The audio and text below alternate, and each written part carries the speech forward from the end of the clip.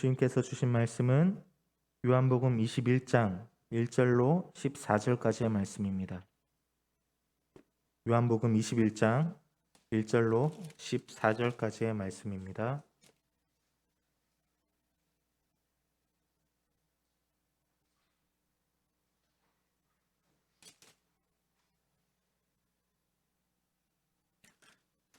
다 찾으신 줄 알고 저와 여러분들이 함께 교독하고 마지막 절 합독하겠습니다. 제가 먼저 봉독합니다. 그 후에 예수께서 디베랴 호수에서 또 제자들에게 자기를 나타내셨으니 나타내신 일은 이러하니라.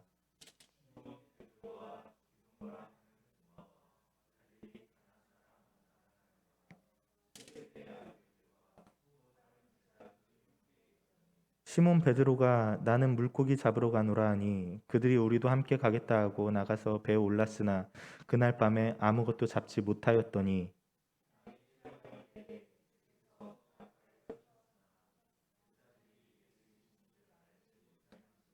예수께서 이르시되 얘들아 너희에게 고기가 있느냐 대답하되 없나이다.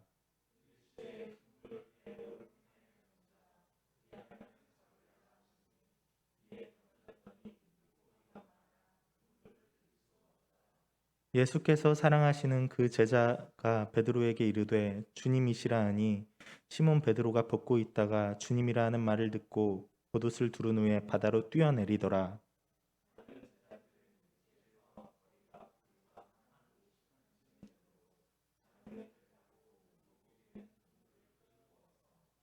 육지에 올라보니 숯불이 있는데 그 위에 생선이 놓였고 떡도 있더라.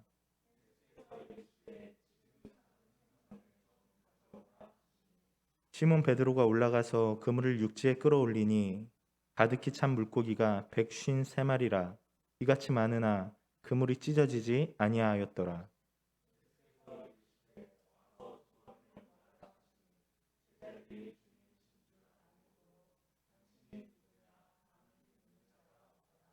예수께서 가셔서 떡을 가져다가 그들에게 주시고 생선도 그와 같이 하시니라.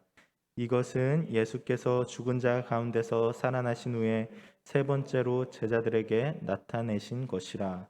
아멘. 할렐루야. 네. 오늘 주님의 이름으로 모인 우리 가운데 예수님께서 주신 은혜와 사랑이 충만하기를 소망합니다. 네, 서로 인사했으면 좋겠습니다. 우리 옆 지체 보시면서 충만한 예배 되십시오 라고 인사하겠습니다. 충만한 예배 되십시오. 네, 우리 한 번 더 충만한 주일 되십시오. 아멘. 예. 우리는 무엇보다도 사랑이 절실히 필요한 시대를 살아가고 있습니다. 그리고 이 시대의 참된 사랑은 사람을 위로하고 또 감동시키고 또 세상을 더욱더 아름답게 합니다. 오늘 말씀은 바로 사랑의 왕으로 오셔서 우리에게 관심을 가지시고 우리의 아픔을 공감하신 예수님의 이야기입니다.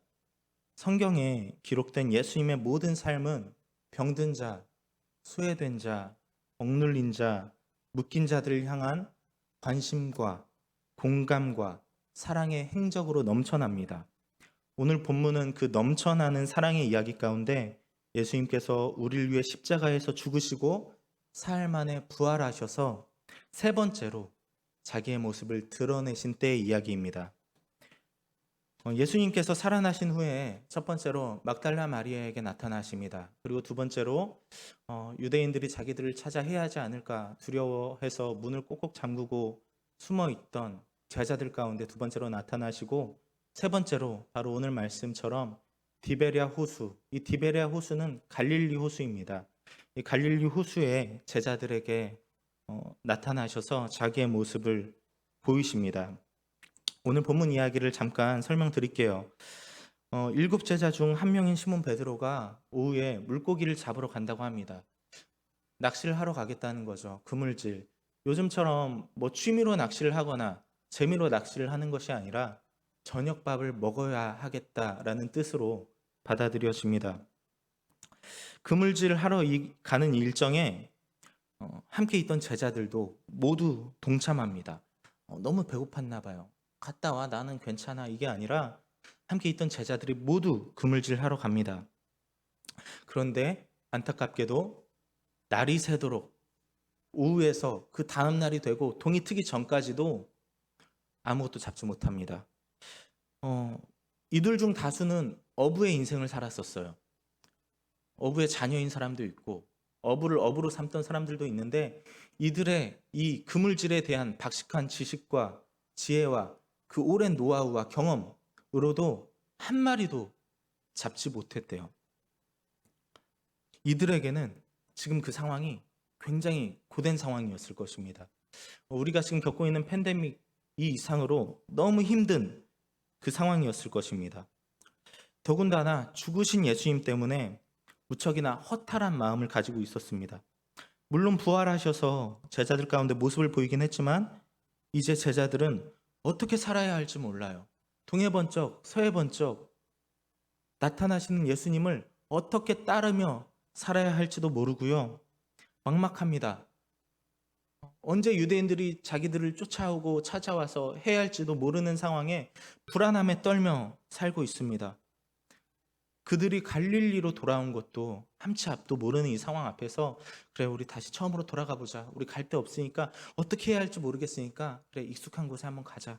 그곳에서 다시 시작해 보자 하는 마음이었을 것입니다. 이뿐입니까? 배가 고파요.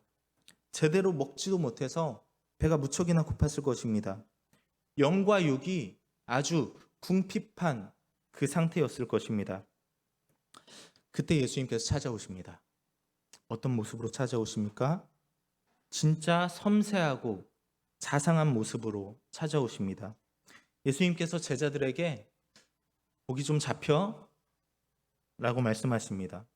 제자들은 영과 육이 허해서 그렇게 묻는 사람이 예수님인지도 몰라요.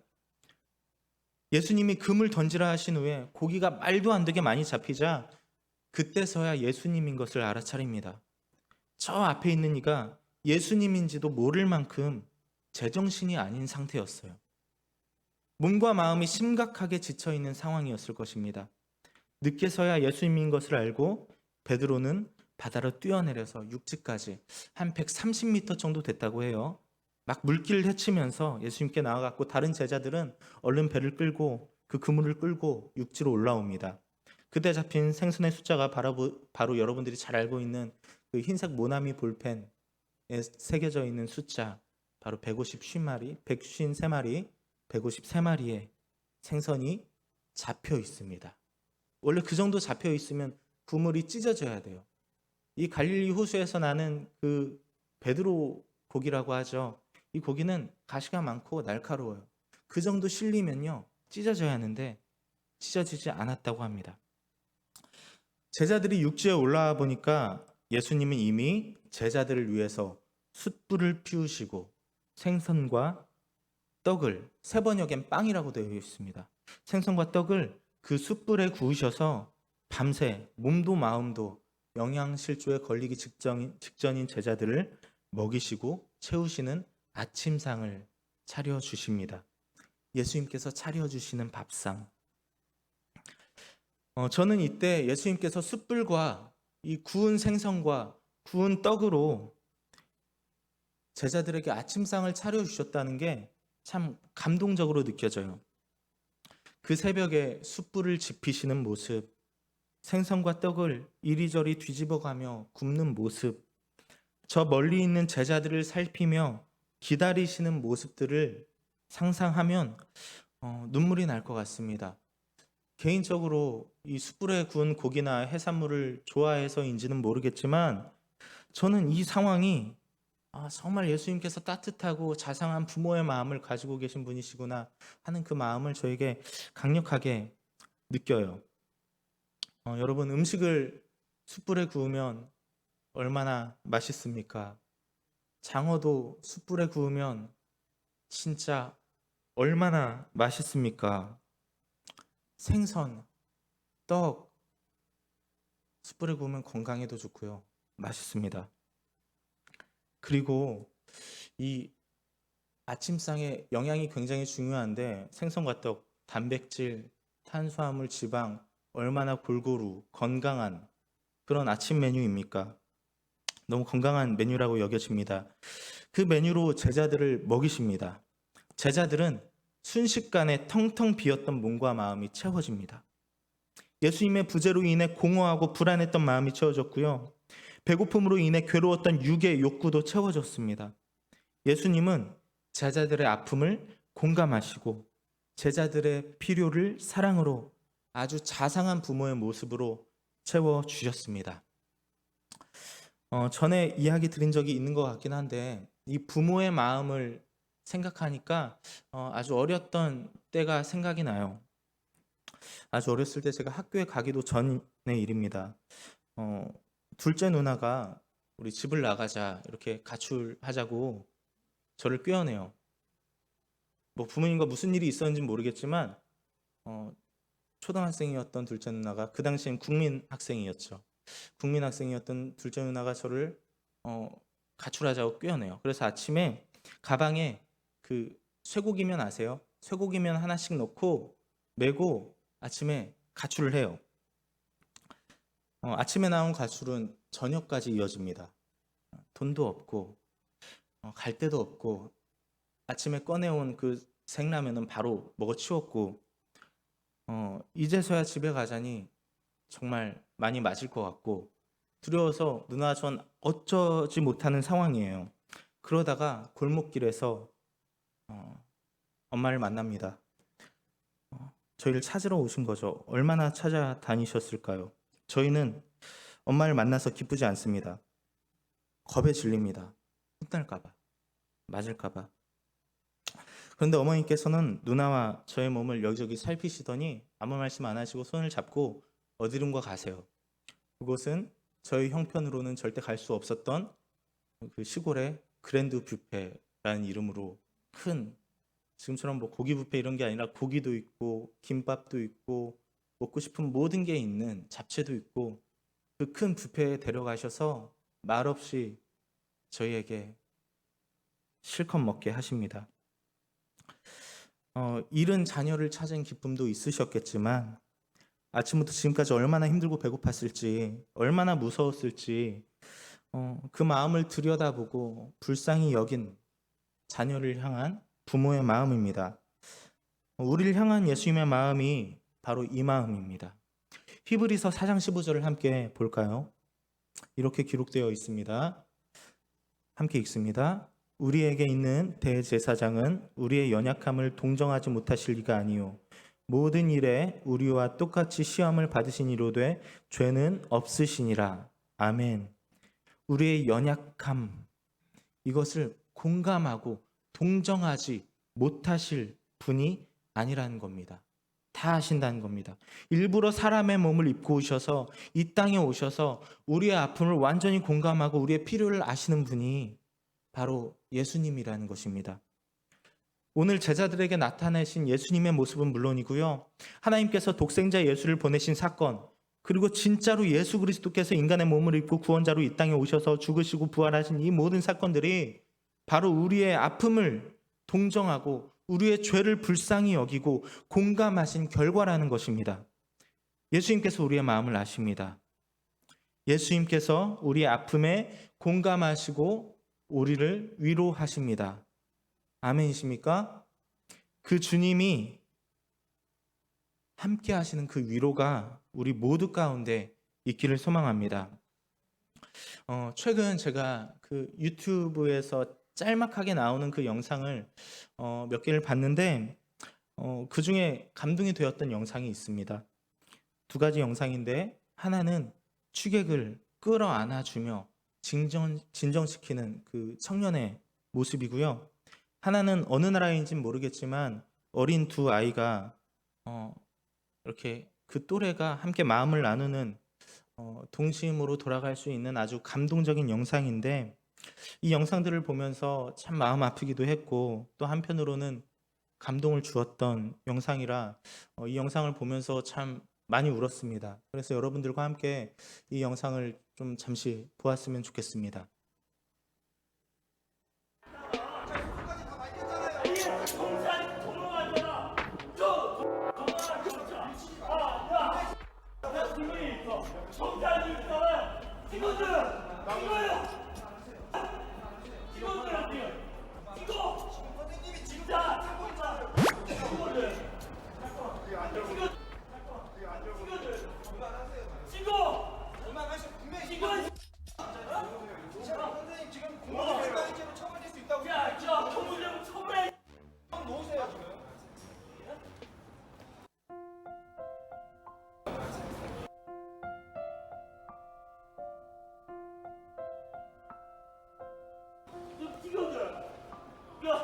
좀 날려줘. 좀 튀겨줘. 야, UCC 좀 날려줘.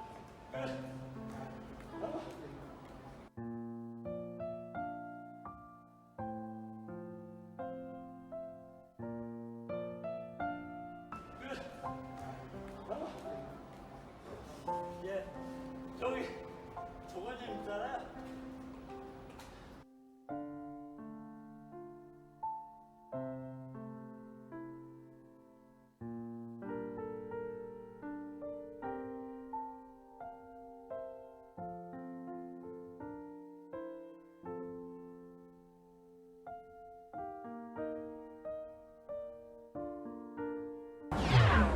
네, 다음 영상입니다.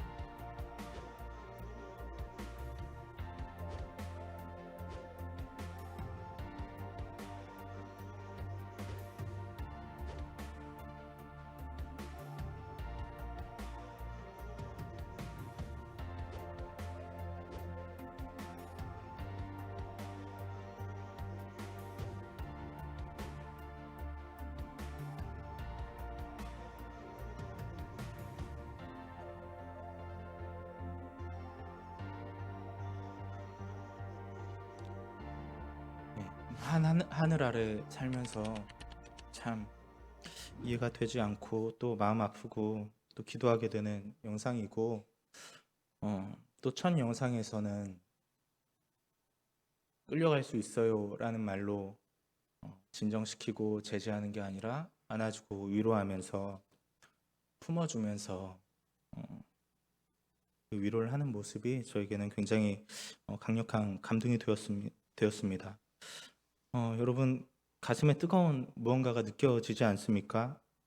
이게 진짜 사랑의 실천 같지 않습니까? 사랑이 너무너무 필요한 이 차가운 시대 가운데, 서로에 대해 무관심한 시대 가운데 일침을 주는 것 같아요. 이 시대에 사랑이 너무너무 필요합니다. 이 시대라고 하니까 마치 우리 일이 아닌 것 같죠. 그냥 세상이 알아서 세상 자체가 선하게 흘러가면 그거 보면 만족한다. 그거 보면서 흡족해하면 될 것 같죠. 하지만 아닙니다. 바로 우리를 위해서 시작되어야 할 일입니다. 교회와 가정과 직장, 내가 속한 모든 공동체에 이런 사랑이 너무너무 필요한 때를 살아가고 있습니다. 이 사랑이 때론 사람을 살리기도 할 것이고 한 사람의 인생을 바꾸기도 할 것입니다. 저는 이 영상을 예수님께서 제게 보여주신 것 같았어요. 이것 좀 봐봐. 아름답지 않니? 네가 안아줘야 할 사람이 누군지 한번 찾아보렴. 이것 좀 봐봐. 아름답지 않니? 저 어린아이와 같은 마음을 네가 배워야 하지 않겠니? 저 어린아이와 같이 아름답게 너의 자녀를 성장시켜야 되지 않겠니? 너가 맡은 아이들을 성장시켜야 되지 않겠니? 하는 마음을 주시는 것 같았습니다. 이 영상에서 본 선행들은 사실 대단한 게 아니에요. 당연한 거예요. 현합한 시선, 버리고 내 또래에게 내 장난감을 나누며 잠시 함께 논 것뿐이고, 무슨 일인진 몰라도 위로가 필요한 일을 한번 안아준 것뿐입니다. 돈이 드는 일도 아니에요. 내 것을 막 희생해야 할 것도 없어요. 그저 상대방이 무엇이 필요한지 알고 실천하는 그 용기만이 필요합니다. 오늘 예수님께서 가르쳐 주시고 계신 사랑도 어마어마한 게 아닙니다. 예수님께서 제자들에게 나타나셔서 큰 돈을 주신 것도 아니에요. 고기를 잘 잡을 수 있는 튼튼한 배와 그물을 주신 것도 아니에요. 다시는 너희들을 떠나지 않고 이제 내가 진짜 세상의 왕으로 나서서 너희들을 진짜 제자, 대접받는 제자로 살게 해주겠다라고 선포하신 것도 아닙니다. 예수님께서 이제 하늘로 올라가실 거기 때문에 이제 나 대신 행할 수 있는 기적과 은사, 이런 달란트를 너희에게 주겠다 하면서 막 부어주신 것도 아닙니다. 예수님은 그저 그 당시 제자들의 필요에 따라서 공감하시고 영과 육이 배고픈 그 현장에서 사랑의 숯불을 피우시고 아침상을 차려주시는 것뿐입니다. 숯불에 구운 아침상 한 끼, 이 자체로 완벽히 제자들을 위로하고 소생하게 하셨습니다. 오늘 말씀을 통해서 우리의 심령이 예수님의 사랑으로 충만하여지고 은혜로 촉촉해지길 소망합니다. 그리고 하나님을 기쁘시게 하는 진짜 사랑의 모습, 사람을 위로하는 진짜 사랑의 모습을 배우고 용기 내어 실천할 수 있는 아름다운 삶 살아가는 우리 성도님들 되시길 원합니다. 우리가 진짜 사랑을 배우고 실천하려면 한 가지 정확하게 기억해야 될 것이 있습니다. 사랑은 거래가 아니라는 것입니다. 신앙도 거래가 아닙니다. 우리는 어쩌면 이 사랑을 거래의 일종으로 생각하고 있습니다. 거래의 개념으로 사랑을 한다면 그것은 사랑이 아니라 협상이죠. 저 또한 말씀 준비하면서 회개했습니다. 제가 교회에 이렇게 섬기고 있으니까, 내가 속한 공동체에 이렇게 섬기고 있으니까, 이렇게 많이 봉사하고 있으니까 내가 이런 대접은 받아도 되겠지, 내가 이런 대우쯤, 내가 이런 배려 받아도 되겠지, 무의식적으로 생각하고 있더라고요. 주님의 몸된 교회, 주님께서 사랑하시는 공동체와 제가 거래하고 협상할 수 있는 관계가 아니잖아요. 오직 예수님 사랑에서 섬기고 오직 예수님 사랑에서 사역해야 되는 거잖아요. 혹시 협상의 개념으로 사역을 한다면 그건 더 이상 섬김도 아니고 충성도 아니고 영리행위가 되는 거잖아요. 만약 배려를 받고 싶다면 내가 배려가 필요해서 배려받는 거지, 그 배려받는 전제에 내가 이렇게 헌신하고 봉사했으니까 배려받을게요 하는 것은 하나님의 뜻이 아닙니다. 물론 인간적으로 헌신한 만큼 인정받고 싶고 충성한 만큼 주님께 사람에게 칭찬받고 싶은 마음은 있겠지만 그것이 중요한 게 되어서는 안 되고, 인정받아도 그만, 안 받아도 그만, 대우받아도 그만, 안 받아도 그만, 하나님께서 인정해 주시고 하나님께서 기뻐하시고 하나님께서 칭찬해 주면 그만이야 하는 마음으로 사역해야 되는 것이 바로 성도의 삶입니다. 하나님과의 관계도 그렇습니다. 우리는 하나님을 찬양하기 위해서, 하나님의 기쁨이 되기 위해서 창조된 존재들이잖아요. 우리를 만드시고 우리를 이끌어 주신 하나님께 감사해서 예배하고 이미 주신 은혜와 사랑 앞에 예배하며 나아가는 것이지, 우리가 이 예배에 나와서 어떤 이득을 위해 예배하거나 기복신앙으로 예배하는 것은 하나님께서 기뻐하신 예배가 아닌 것을 우리 성도님들도 분명히 알고 계시리라 믿습니다. 제가 이 이야기를 드린 이유는 예수님께서는 우리를 사랑하실 때 거래의 목적이 전혀 없으셨다는 것입니다. 1도 없으셨다는 것입니다. 그리고 말도 안 되는 사랑으로, 이해할 수 없는 바보 같은 사랑으로 우리를 품어주셨다는 것입니다. 예수님은 세상의 우상들과는 달라요. 세상 사람들이 믿는 가짜 신과는 비교조차도 불쾌합니다. 마치 모독처럼 느껴집니다. 얼마 전 한 건물의 엘리베이터를 탔는데 같이 탄 그 2명의 일행이, 모르는 그 사람이 이야기를 하는 것을 들으니까 고사에 대한 이야기를 하더라고요. 고사 아세요? 그 안 좋은 그 애군을 없애고 또 자기가 믿는 신이 자기에게 복을 주기를 원하면서 그 음식 뭐 돼지머리 같은 거에 뭐 돈도 꽂고 뭐 이렇게 하면서 드리는 그 고사, 드린다고 하기도 웃기죠. 그 지내는 고사. 저도 이렇게 뭐 제가 살던 빌라 주차장이나 뭐 이런 데에서 이렇게 신문지를 깔고 아니면 돗자리를 깔고 뭐 과일이랑 돼지머리 막 올려놓고 이렇게 무슨 향 같은 거 피우고 이렇게 절하는 모습을 본 적이 있어요. 그 사람이 하는 말이 자기가 새 차를 산 후에 고사를 지냈는데 고사를 지내고 단 한 번도 사고가 없었대요. 그러면서 하는 말이 고사 지내야 돼. 고사 지내면 사고 안 나. 라고 하는 거예요. 그래서 차를 사면 무조건 고사를 지내야 된대요. 말이 됩니까? 너무 불쌍하게 여겨지는 거예요. 너무 어리석게 느껴지는 거예요. 사람이 불쌍한 행색이나 불쌍한 형편을 가지고 있어야만 불쌍하게 느껴지는 것이 아니더라고요. 하나님을 모르는 것도 너무 불쌍한데 진짜 헛다리 짚으면서 헛된 것을 쫓으면서 다 불안해서 오는 거거든요. 그게 불안하니까 말도 안 되는 제사 드리고 불안에 떨면서 말도 안 되는 미신을 믿고 살아가는 것이 진짜 가장 불쌍한 모습이더라고요. 사람들은 이렇게 가짜 신조차도 뭘 받아야 뭘 준다고 생각합니다. 무의식 속에 이 거래라는 개념이 너무 뿌리 깊이 박혀 있어요. 오늘 본문에서 예수님은 이 거래의 개념과는 전혀 다른 행동을 보이십니다. 예수님이 어떻게 죽으셨습니까? 자연사했습니까? 아니면 나이가 다 차서 죽었습니까? 아니죠. 폭력적인 죽음 앞에서, 정말 참혹한 죽음 앞에서 피와 물을 다 흘리시면서 그렇게 모욕적인 모습으로 죽으셨잖아요. 이 폭력적인 죽음 앞에서 예수님은 다시 한번 조건 없는 사랑을 행하신 것입니다. 심판자로 군림하지 않으시고 섬세하고 따뜻하고 공감하는 마음으로 제자들을 찾아주셨어요.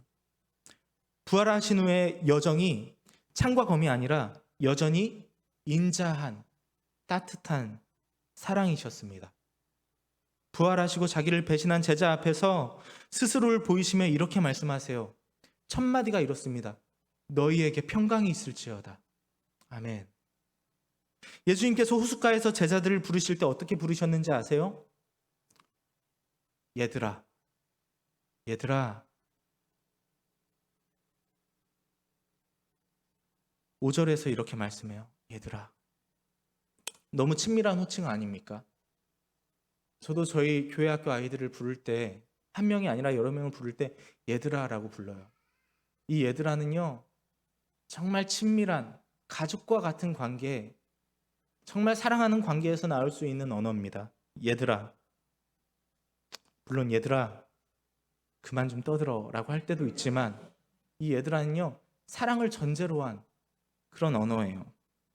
예수님의 사랑 중에 거래의 성격이 조금이라도 있으셨다면 예수님은 디베레아 호수에서 갈릴리 호수에서 제자들을 부를 때 얘들아라고 부르지 않고 이놈들이라고 했거나 아니면 천둥 번개 내리치시고 큰 파도 일으키시면서 그렇게 무섭게 나타나셨을 거예요.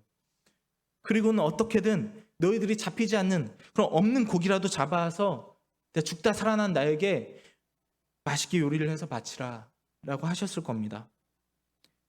제자라는 것들이 말이야, 하나는 나를 배신하고 하나는 나를 팔아넘기고 집안꼴 참 잘 돌아간다. 나 죽다 살아났으니까 이제 너희들이 나 책임져. 나한테 절해. 이러지 않으셨어요. 서운하다 한마디 안 하시고 속상하다 한마디 안 하시고 피곤하다 한마디 안 하셨어요.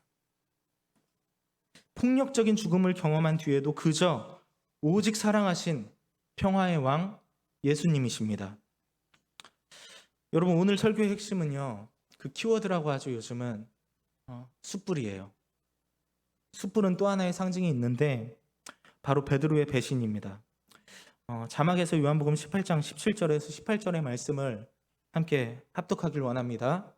문지키는 여종이 베드로에게 말하되 너도 이 사람의 제자 중 하나가 아니냐 하니 그가 말하되 나는 아니라 하고 그때가 추운 고로 종과 아랫사람들이 불을 피우고 서서 쬐니 베드로도 함께 서서 쬐더라. 지금 이 상황은요, 예수님께서 잡히시고 난 직후, 완전 직후입니다. 베드로는 너도 예수 편이지 하는 그 문지키는 여종의 추궁 앞에서 천연덕스럽게 아니요 라고 대답합니다. 그리고 날씨가 추웠대요. 아니요 하면서 천연덕스럽게 손을 쬐입니다. 여기선 불이라고 되어 있는데 세 번역엔 숯불이라고 번역되어 있습니다. 예수님, 이 베드로는 이 숯불 앞에서 예수님을 부인했어요. 예수님은 이 숯불 앞에서 예수님을 모른다 했어요. 예수님은 숯불 앞에서 수제자한테 부인당했어요. 모르는 척 당했어요. 배신당했어요. 그렇게 뒤통수 맞는 일이 있었어도 오늘 본문에서처럼 숯불을 통해 다시 회복으로 초청하십니다. 베드로에게 그러셨듯 예수님께서는 우리에게도 실패한 그 자리에서 우리를 회복으로 인도하실 것입니다. 우리도 이 숯불의 예수님을 본받아 사랑하며 살기를 원합니다. 이것은 선택이 아닙니다. 예수님께서 명령하신 사명입니다. 예수님께서 이 말씀 가운데 사랑하라 참 많이 말씀하셨지만 오늘 본문 뒤에도 이렇게 말씀하십니다. 시몬 베드로에게 네가 나를 사랑하느냐 3번 물으시면서 이렇게 3번 연달아 말씀하십니다. 내 어린 양을 먹이라. 내 양을 치라. 또 내 양을 먹이라. 문맥상으로 봤을 때는요, 내 어린 양을 먹이라, 내 양을 먹이라는 말씀은 연약한 존재를 찾아가서, 어린 양처럼 연약한 존재를 찾아가서 사랑으로서 그들을 위로하고 필요를 채우라 라는 말씀입니다. 내 양을 치라는 말씀은 내가 사랑하는 영혼들을 너도 사랑으로 돌보라라는 것입니다. 너의 양이 아니야, 내 양이야, 내 사랑하는 양이야, 내가 사랑하는 영혼이야 말씀하시면서 우리로 하여금 사랑하라고 말씀하십니다. 우리는 이 예수님의 말씀에 순종하여서 사랑하는 삶을 살아야 합니다. 그것이 바로 합당한 성도의 삶이라 믿습니다. 마지막으로 자막 하나 더 볼게요. 요한복음 21장 25절입니다. 함께 읽습니다. 예수께서 행하신 일이 이 외에도 많으니 만일 낱낱이 기록된다면 이 세상이라도 이 기록된 책을 두기에 부족할 줄 아노라. 아멘. 예수님께서 행하신 사랑의 행적은 너무 많아서 다 어떻게든 기록을 하더라도 그 책을 쌓아놓을 공간이, 그 책을 놓을 공간이 부족할 정도로 예수님은 사랑하는 삶을 사셨다는 것입니다. 예수님의 삶이 얼마나 사랑 그 자체였는지, 이 세상을 향한 예수님의 사랑이 얼마나 숭고하고 아름다웠는지, 예수님의 사형을 집행하던 그 로마 장교 백부장이 예수님의 죽음을 가까이에서 지켜본 뒤에 이런 의외의 말을 합니다. 제가 읽어드릴게요. 마가복음 15장 39절 말씀입니다. 예수를 향하여 섰던 백부장이 그렇게 숨지심을 보고 이르되 이 사람은 진실로 하나님의 아들이었도다 하더라. 아멘. 누가복음 23장 47절의 말씀엔 이렇게 표현되어 있습니다.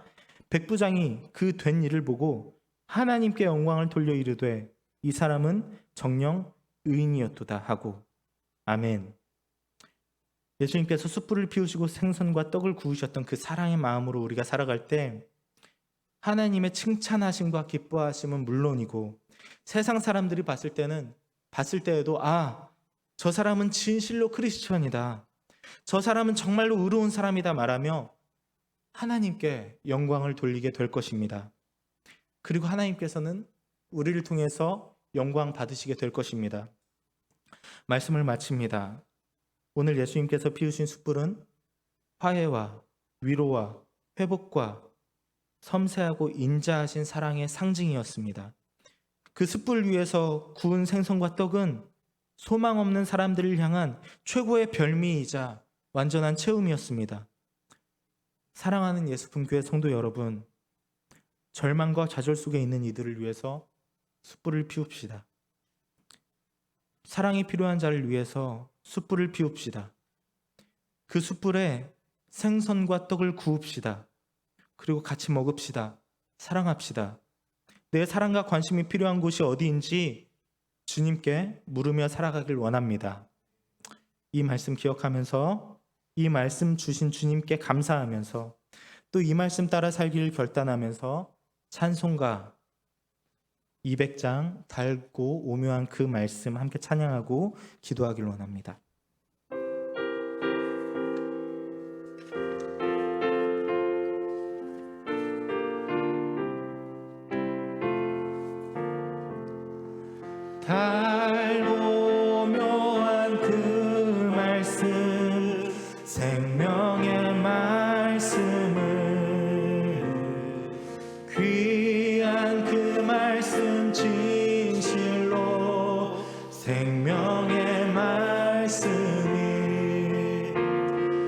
나의 길과 믿음 밝히 보여주니